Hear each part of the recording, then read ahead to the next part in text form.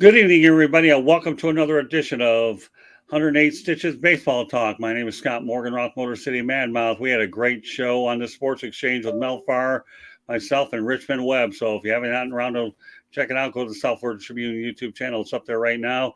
And we had a great time with Richmond, the legendary Miami Dolphin. Well, now we move on to baseball. Hello, Will Vogel. This guy's popping in all over the place, and you're mightily appreciated. Well, we bring back Eric Katz. Eric, welcome back to the broadcast. Good to be here. Thank you, Scott. And Jordan Long, welcome back. Thank you for having me, Scott. You're very welcome, Jordan. And last but not least, George Eichhorn. Hey, good to be back, guys. Talking baseball. You got it. I only have 3 topics tonight, but boy, they are loaded, okay? And the first one we're going to talk about is Madison Bumgarner. He was designated for assignment, and the Diamondbacks will eat the remaining $35 million of his 5-year, $85 million deal. Mad Bumgarner had a 5.23 ERA and 69 starts with the Diamondbacks. Well, you know what?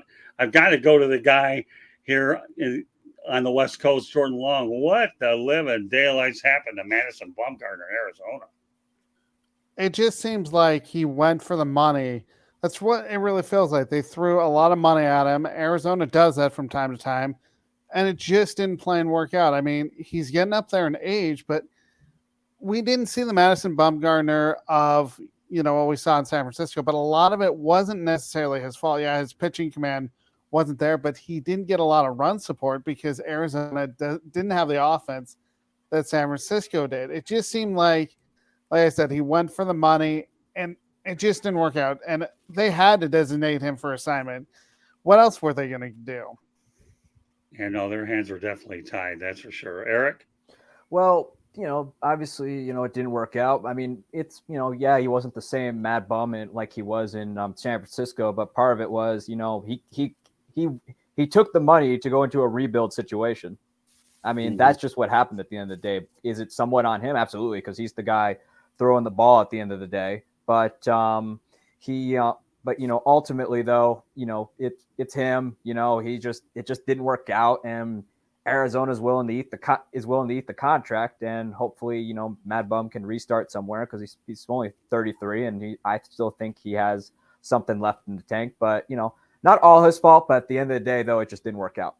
All right, well, you mentioned that, Eric. So where do you think would be a likely landing spot for Mad Bum? I mean, short term, the Yanks need some help pitching wise, especially with Carlos Rodon being delayed.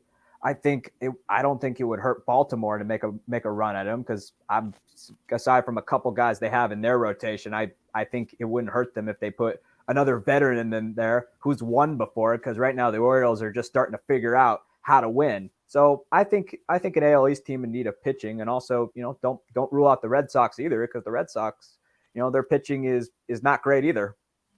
What about you, Jordan? Where do you think would be a logical spot for him? Honestly, I agree with Eric. I think, honestly, if you look at it, New York is struggling. Like he was saying, Rondon hasn't, shown up yet. Why not put him in New York? It's an American League team, and he hasn't pitched in the American League, but at least it's a chance for him to show that, the Yankees are struggling. It's a chance for him to show what he can do. Baltimore also makes sense. Boston, I mean, I could see him in any of the American League teams that need pitching right now, but I definitely agree with Eric. It's either Baltimore, New York. It just makes sense, or even Boston, because all those teams want to make the playoffs. You can't win a division title now, but in the long run, if you have a ace like Madison Bumgarner, that can definitely help your pitching staff. All right, let's go to the chat room. It's active, and we'll get to George in a moment. But George, you can just go ahead and read them. How's that sound? Baumgartner, Will Vogel says, used to be amazing ace for the Giants. Yes, he did. Of course, we all know that during the World Series years. Bruce Bochy was manager. Oh, there you go. And, I haven't had a chance to watch the Florida Panthers game. Anybody want to give me a score, and we'll give them a shout out. I think we'll go back to Vogel's other comment. I think they were up 4-2 in the third period, the last I looked. I've been here, so I wouldn't know. In Toronto, yeah. Right. Will says, I think he goes to a contender as third or fourth starter.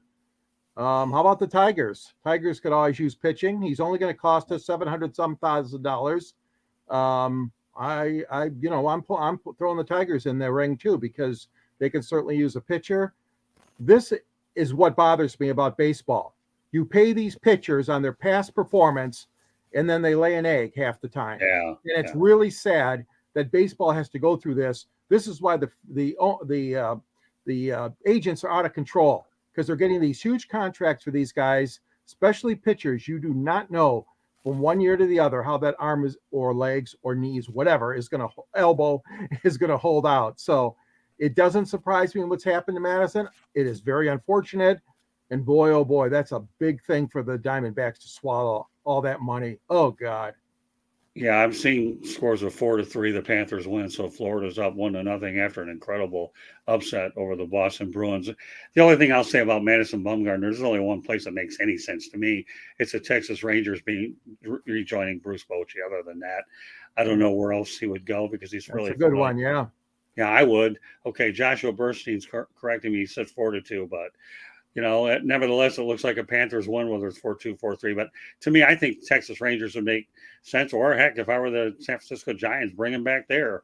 You'll have a little bit more breathing room when you're in a place where they know you. We ought to know that with Barry Bonds, right? The only place that would ever cheer him would be San Francisco, because nobody else would want any part of him anyway. So, not Pittsburgh.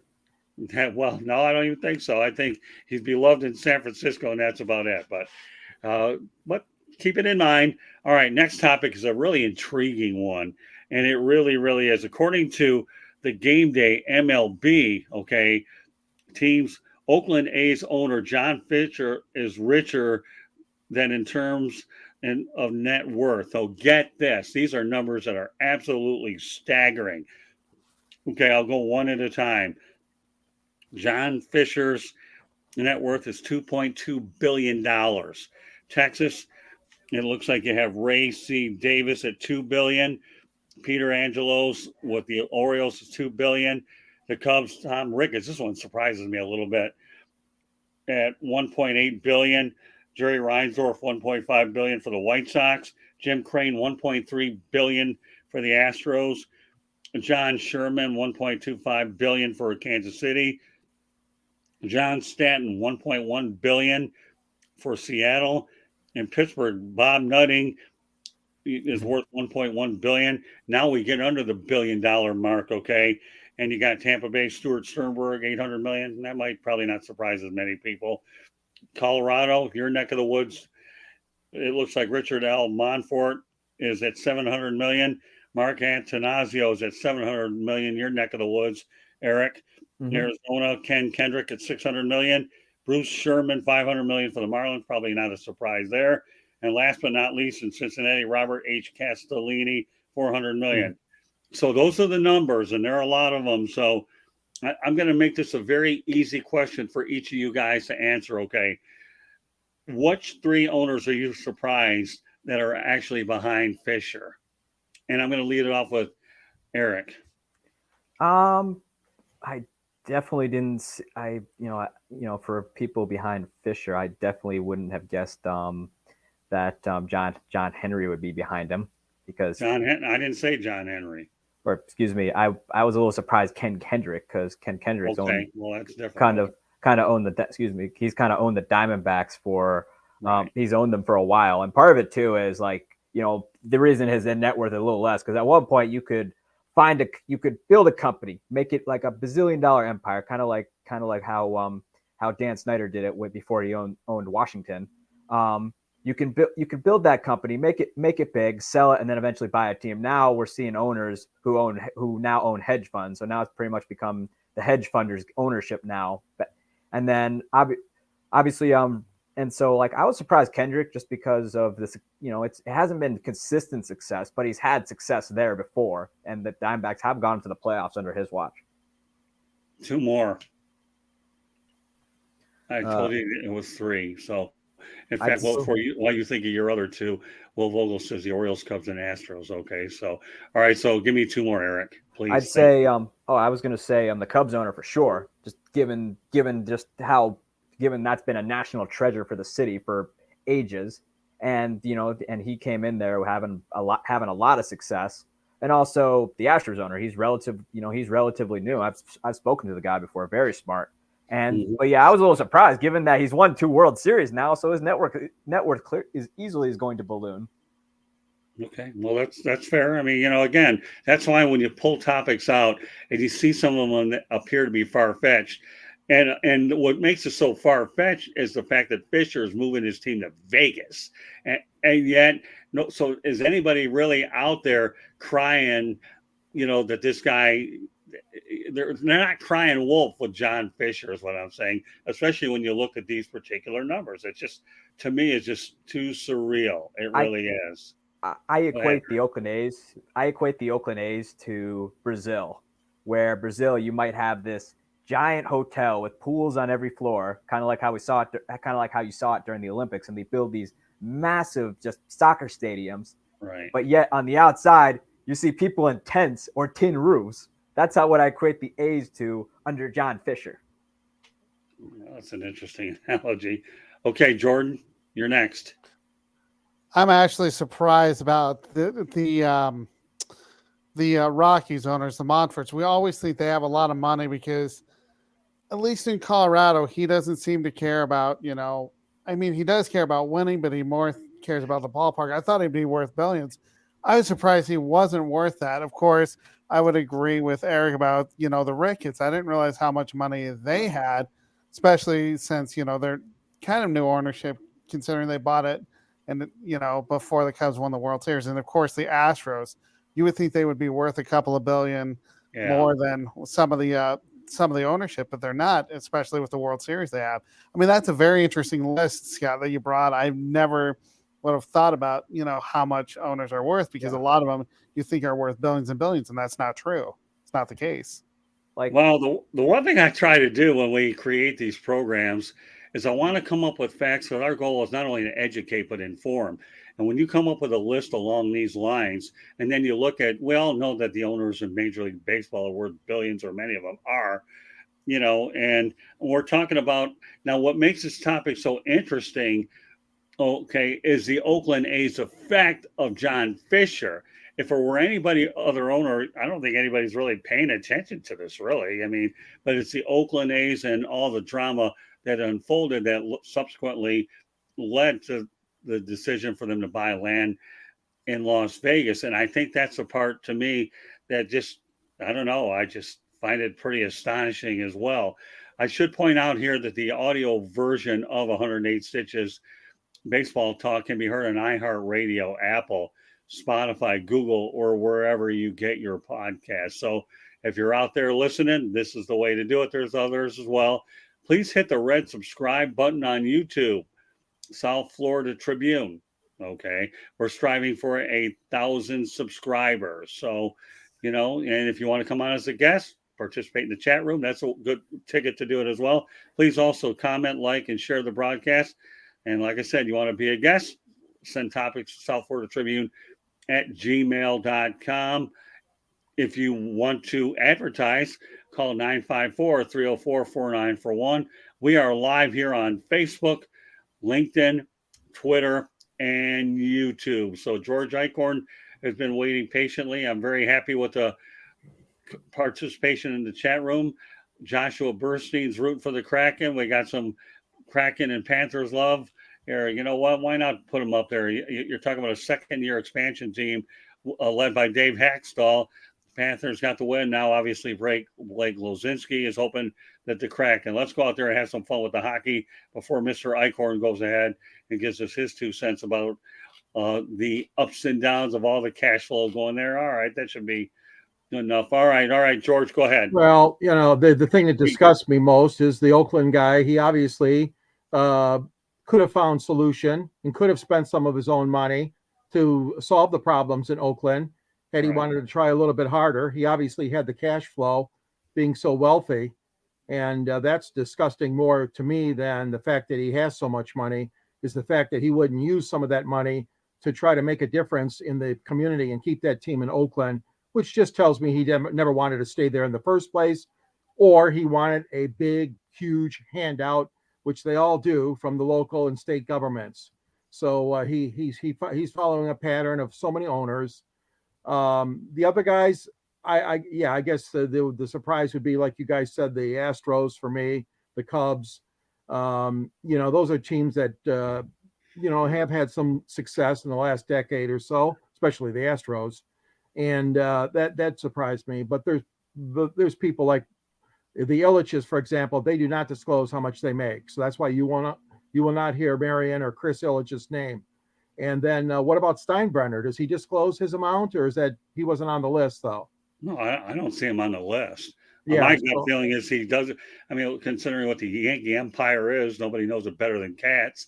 Okay, and he knows keep the homer comments so minimal. But this is one time when you can't say something. The Steinbrenners have way more than the Oakland A's will have in 10 million lifetimes anyway. So yeah, but that's a different subject for a different night. But sure. That's how you don't see him on the But list. those are some surprising statistics. That just it's a shame the way the Oakland owner has done what he's done. Yeah, the only thing I'll add to the whole thing, I'm surprised peterangelos is behind the A's guy because everybody knows that he's got a lot of money. Yeah. And how do you not mention the Cubs and the White Sox? Reinsdorf, I didn't think was below the A's of all teams, and the Cubs. You hear all the money that the Ricketts family's pouring into Wrigley Field, and the fact that they ended up having a large payroll to finally break that 100-year drought to win the title. So those are the three that stand out to me. So John Fisher, after this particular topic, I think you're getting a whole lot less sympathy from a lot of us out here in Diamond Land. So, and our final topic of the night, and this is a really neat one too, is 3 non-Hall of Famers on the all-time hit list. Now, some of these obviously are there for certain reasons, but I'm going to mention them in order.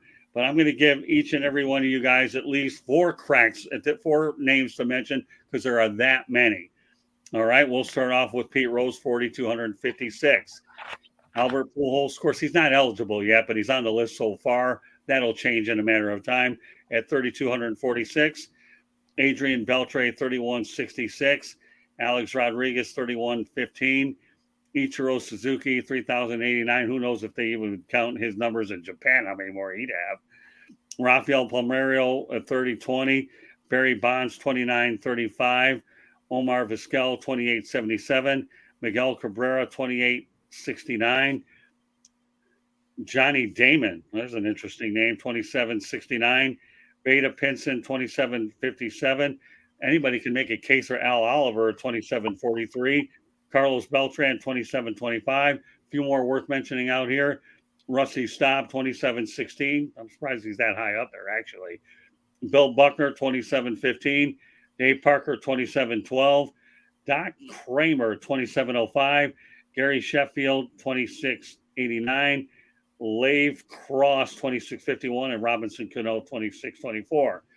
Interesting list. Of course, some of them haven't reached the 5-year mark, so I think you kind of really give them a mulligan, and we know what the deal is with Pete Rose. So, Eric, you got 4 from this list. If you can remember it, if there's anything you're missing, let me know, and I'll say them again. Okay, well, to start off, Barry Bonds. I mean, nobody could just turn on a switch and hit the ball anytime he felt like it. He could sit there on a beach chair and he'd probably lace a single. That's how great of a hitter he was. And yeah, we say steroids. Yeah, we say this, but honestly, he's one big reason why people came back to watching baseball after the strike. And then Adrian Beltre for sure. I mean, nobody went about his business quietly as Beltre and had a lot of fun along the way than him. I mean, 3,000 plus hits. I mean, he for sure should get in the Hall of Fame, especially he was a great defensive player as well. Albert Pujols, that goes without saying, his name speaks for itself, 700 plus home runs and played the game the right way. And, and won a couple he won a couple World Series rings and numerous MVPs, including the ones he came in second to Barry Bonds. And the last one, can you name him again? Sorry. Well, no, that's okay. I mean, you already mentioned you got Alex Rodriguez on there. No, not A-Rod. A-Rod is Ichirosuzuki. Ichiro for sure. I mean, yeah. I mean, Ichiro. I mean, great. He could do it all. Great defensive outfielder. The guy was in his prime, was a threat. And if he would have broken Pete Rose's record. I have no doubt about it if he played his whole career in the United States. But yeah, nobody could place hits better than Ichiro, and nobody was more dangerous on the base pass for a long, long time than Ichiro. Okay, you know what? Before you give your list, why don't you go ahead and read Will's quote, Jordan? Please think. Pete Rose, phenomenal player. Ichiro did a great job in Japan and Major League Baseball. And Albert Pujols, multiple World Series winners, and one of the best first basemen and Cardinals of all time. Beltre, great offense and defense. For me, I mean, you look at, of course, if we don't count Pete Rose because we know what he did, Right. of course, I think he should be a Hall of Famer. But I definitely agree with Eric. I love Ichiro I personally think he would have beaten Pete Rose's record had he kept playing in Major League. If he would have started in Major League Baseball, we know what he did in Japan. Albert Pujols, I mean, he'll get there. Great hitter. I mean, I got to see him in spring training a bunch. Saw him hit. I think he was with the Anaheim Angels at the time. He launched one over the fence. Still one of the greatest first basemen I've ever seen. I was really disappointed when he was in free agency. He didn't come to the Cubs, but he made the best decision for himself. But I definitely can see Albert Pujols getting in. And the other one that I do like that, we talk a lot about the steroid era. You have some representation. As much as I hate Barry Bonds, he should probably be in there just because you need representation of what he did as a Major League Baseball hitter. Yeah, he has the home runs, but he still should be in the Baseball Hall of Fame. I know he cheated, but you still got to have some representation. One more. And then I would have to go with I did say Pete Rose at the start, but if we discount him, I also agree with Vogo if he's going Adrian Beltre. Great offense and a defensive player. I mean, another guy that was one of the best hitters in the game, and hopefully he'll get in. But like we've talked about with the Baseball Hall of Fame, it's the Hall of Fame of great. It's not the best players that get in. So hopefully all these players will get in one day. All right, George. Last. Go ahead. Well, he had some great names on there, no question about it. Albert Pujols, of course, is going to get in. Great career, and he'll be a first ballot nominee. Miguel Cabrera, Detroit, and the Marlins, he's going to be getting in. All right, wait. Say it again, George. Hold on one second. One more time. Pujols, and then I got Cabrera, which you two guys didn't even mention. I don't know why. Suzuki, for sure. What a great career. I always admired him. I love his batting stance, what he did in Seattle, what he did in New York. I love him. And my fourth one will be Beltre. Beltre, again, a great career like you guys had just talked about, and a terrific hitter. And so those would be my four for sure. There are others that I would consider, but Scott wanted just four, so I'm giving him those four. Okay. Well, you know what? I've got a very different list because Pujols is going to get there. Miguel Cabrera, it's just a matter of the 5-year lapse period. So I crossed them off my list only because it's not a matter of if, it's a when, and it's just 5. So for me, and some of mine will really get you to think a little bit, but I will go with Adrian Beltre myself. Okay. I think he belongs in there. 3,166 hits, speaks for itself. Ichirosuzuki for sure. But again, I don't know if the time period lapsed yet with him, or is he 1 or 2 years out? I don't think he's eligible yet. Right. Okay. There you go. Yeah. Thanks. Well, then you answer my question. Thanks. Beltre, Suzuki. Now, I believe Bill Buckner should be in, but the only reason why he won't get in is because of the miscue defensively that overshadows his playing career. That's what I think. Well, anytime you go down for an unfortunate defensive play, they're not going to look at the 2,715 hits that he had in that batting title. I'll never forget the time I'm over at Lakeland High School, okay? And at that time, it was Milford, Michigan. And we were in this history class, and they used to do some trivia, and they asked who won the batting title this year. I said, Bill Buckner. The teacher looked like, wow, somebody actually knew that question in here. And I mentioned him. The other one I think should get in is Dave Parker. The Cobra. I like Dave Parker. I don't know why he's not in. I'm glad that Fred McGriff is not on this list because he's in there now. But for me, Buckner, Parker, Beltre, and Suzuki. And again, I wouldn't put Bonds in there for nothing. I'm adamant against him. Pete Rose, well, he gambled. What else are you going to say? But and Miguel Cabrera and Pujols, they'll be in by a year apart because they didn't retire at the same time. So I think with I think you got some good ones there. I mean, Buckner. Well, the crazy thing about that play is they use it against him, but even if he fielded the ball clean from Mookie Wilson, it would have just gone to extra innings. It wouldn't have won the World Series for the Red Sox. That's a misconceived notion. They forget that the wild pitch by Bob Stanley happened, and Kevin Mitchell came scampering home. We're in a tie ball game. Had he just got it, it would have just been, it would have just gone to extras, and who knows what would have happened. I mean, the Mets could have easily walked it off too, and it wouldn't even be a discussion. It would just be, they won Game 6, and and so on. Well, excellent points all the way around. And it's a shame that I felt like he was vilified there until they made it right. I think Buckner passed away, didn't he? If I remember right. Yeah. So it's a shame that he was vilified in their area until they finally warmed up to him in Fenway. But to me, it's just sad. I mean, Buckner should be in, and it's just a shame that it one defense. But I'll never forget. Grady Little once told me when he was managing the Dodgers over at Vero Beach, when I asked him about Pedro Martinez, well, you're on the big stage. What do you expect? So I think when you think about big stage, well, unfortunately, when Pedro Martinez gave up that, I believe that home run in the World Series, and now Buckner with that, the big stage is what's unfortunately did Buckner in. And Dave Parker, to me, that's a mystery. I mean, the Cobra. We just put Scott Rowland in there, and you mean to sit here and tell me that Dave Parker isn't more worthy than he is? Scott Rowland essentially had almost the same career as Don Mattingly. Thank you, and that's true. He did. And Dave Parker's not in. That's a mystery to me. I think. I was thinking about that too. I'm like, why haven't they elected the Cobra?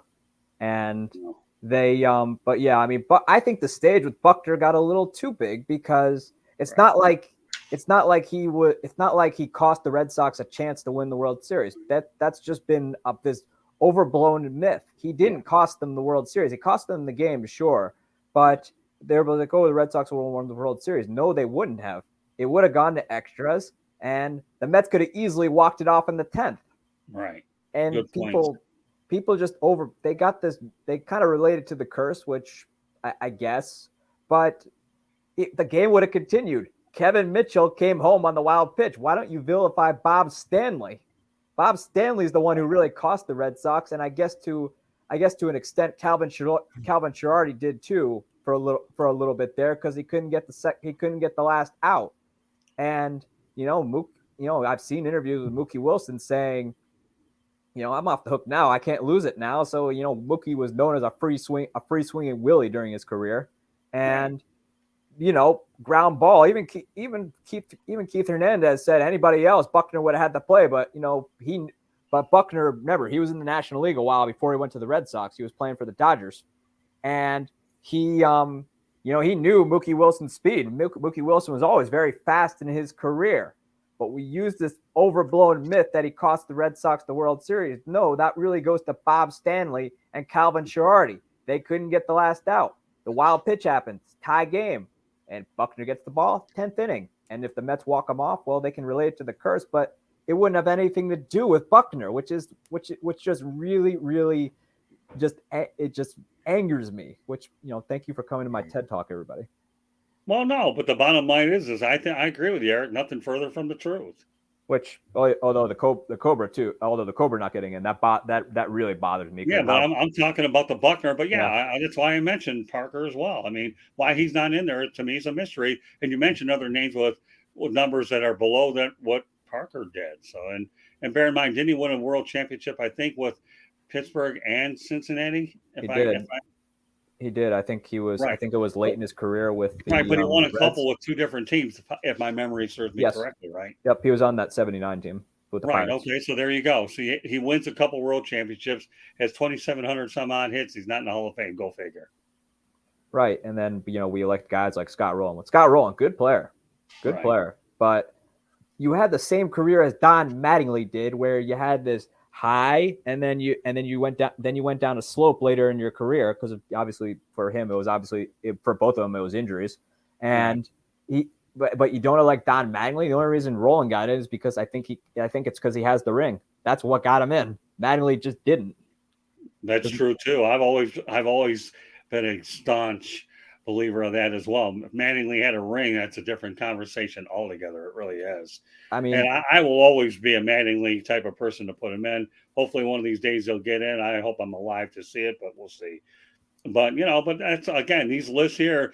We just so you know, everybody, this show is titled "Baseball by the Numbers." So if there's ever a sport more worthy to be titled by the numbers, it's definitely baseball. And when we talk about the history of baseball and the Baseball Hall of Fame, well, there you go. There you have it. This is exactly why we talk about the Hall of Fame. Of course, the money, well, welcome to 2023. Okay. Who would have ever expected Las Vegas to get a team once upon a time? Selig wouldn't have. Yeah, Selig wouldn't have allowed it. He would never go there. Right. This is the same guy who. This is the same guy who made absolutely sure that Pete Rose wasn't coming back. That's I like the way you tie those two together. Yeah, Bart Giamatti would. But meanwhile, Rob Manfred says you don't have to pay the relocation fee, so it doesn't matter. Well, I couldn't see Bart Giamatti doing that at all. No, he wouldn't. No, that's another story for another thing. Since Rick Hurdy's not on here, we still had to put a little bit of Oakland A's material in, even if it came to a point where, the owners of the A's are worth more than all these other ones that I mentioned. So any closing thoughts at all? Do you guys want to do a parting shot? We have time. Anybody have one off the top of their head? I don't care. I do. Go ahead. So the Colorado Rockies, as we know, are really struggling right now. They have the worst record in the National League.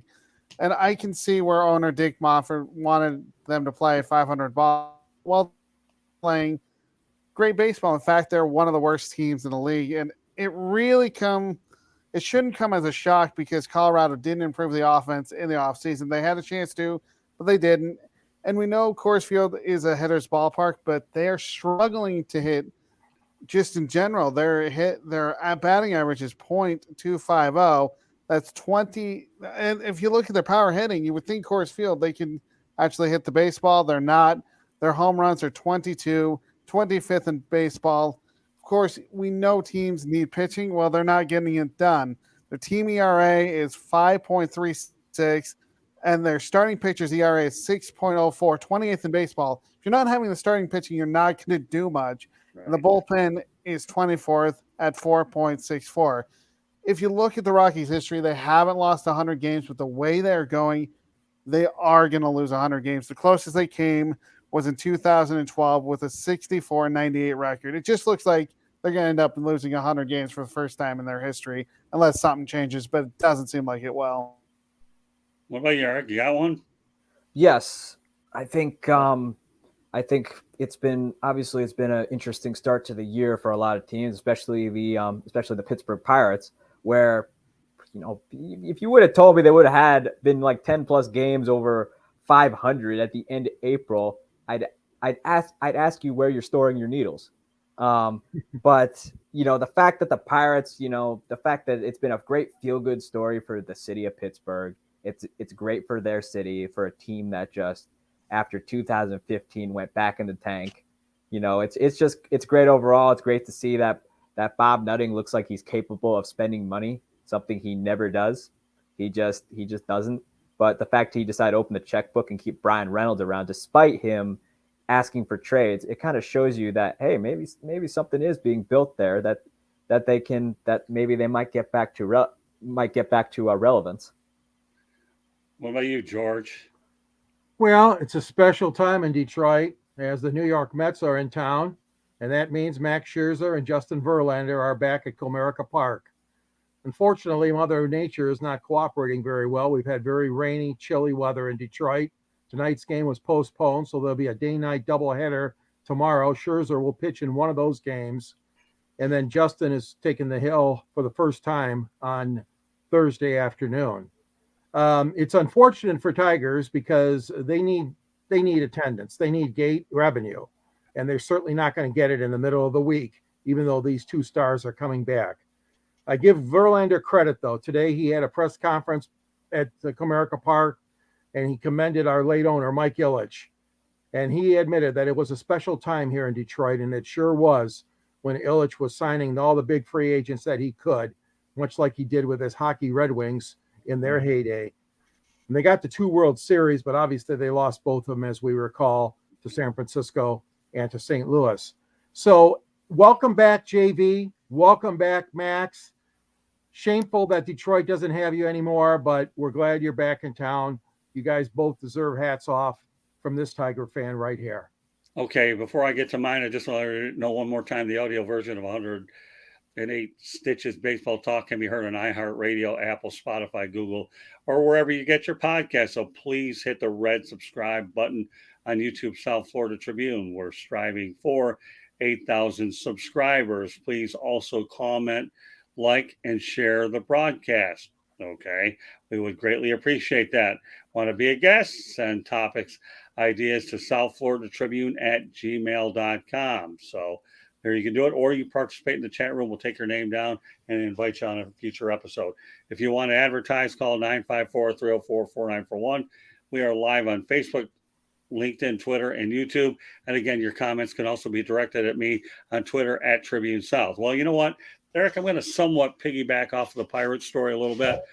Okay, and Mark Mancini probably is past his bedtime to listen to this one out in California. Just kidding with you, Mark. Okay, you participated in the first show with Richmond Webb.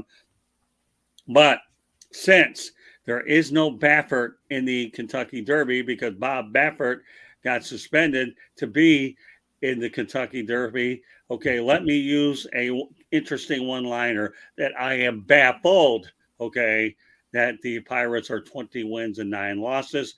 Pittsburgh is a great sports town. They really, really are.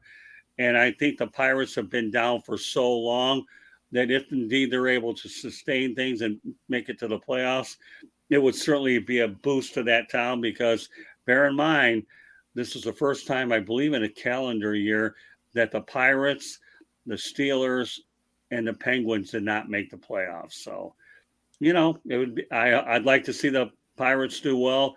It's a franchise that's been a long time, has a rich history. We all know about the Willie Stargells. We all know about Bill Mazeroski, Roberto Clemente, and the list goes on and on. So, you know, I wish the Pirates well. I really do. But you know what? The folks in Churchill Downs will not miss Bob Baffert because part of this show here, we were talking about cheaters and steroids, and a lot of people believe that Bob Baffert was a cheater, and that's why he's not in Churchill Downs this year.